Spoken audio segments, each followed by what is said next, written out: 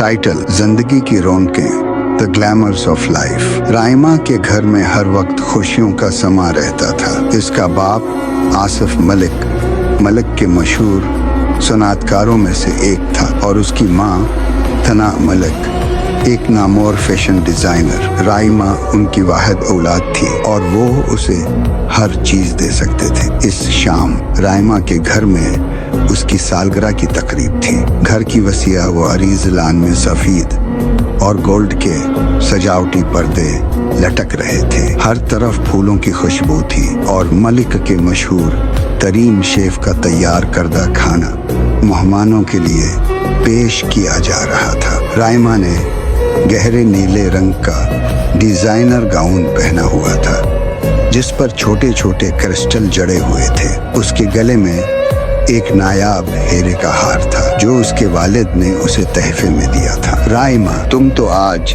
चांद की तरह चमक रही हो, इसकी बेहतरीन सहेली ज़ैनब ने उसे गले लगाते हुए कहा। राइमा मुस्करा दी। शुक्रिया, लेकिन तुम जानते हो ये सब सिर्फ जाहिरी चीजों की बात नहीं। ज़ैनब ने आंखें घुमाकर कहा। हाँ, तुम्हारी हकीकी खुशी वाली बात फिर से शुरू हो गई। तकरीब जारी थी लेकिन राइमा का दिल कहीं और था। वो अपने कमरे में जाकर खिड़की के पास खड़ी हो गई। बाहर चांदनी रात थी और उसके बाग में फवारे से पानी की आवाज आ रही थी। इसके पास सब कुछ था, पैसा, शहरत, तालीम, लेकिन फिर भी वो अक्सर खुद को खाली महसूस करती थी। इसकी माँ ने दरवाजे से झांका। बेटा, तुम यहाँ क्या कर रही हो? सब मेहमान तुम्हारा इंतजार कर रहे हैं। राइमा ने गहरी सांस ली। आमी, क्या आपको कभी ऐसा लगता है कि हमारी जिंदगी? तना ने हैरत से उसकी तरफ देखा। क्यों बेटा,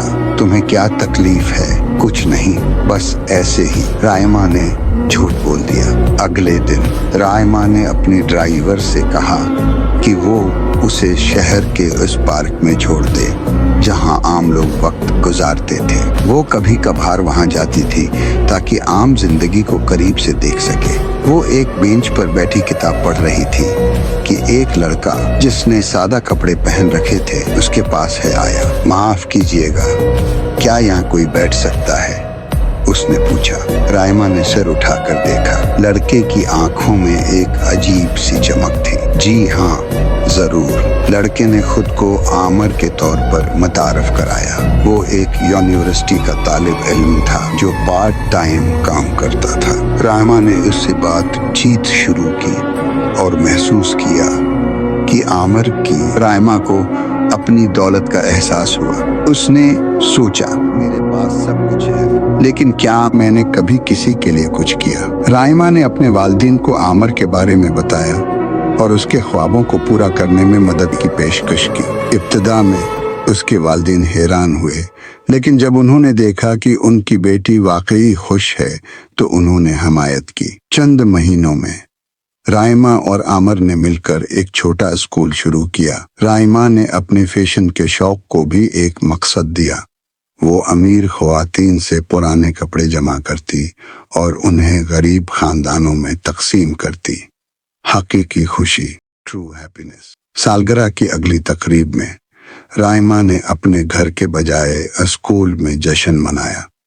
उसके दोस्त आमर और नन्हे बच्चे उसके अर्द गिर्द थे।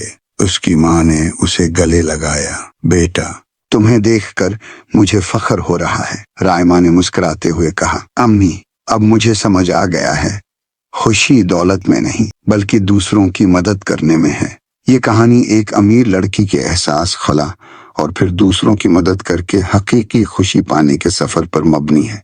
उम्मीद है आपको पसंद आई होगी।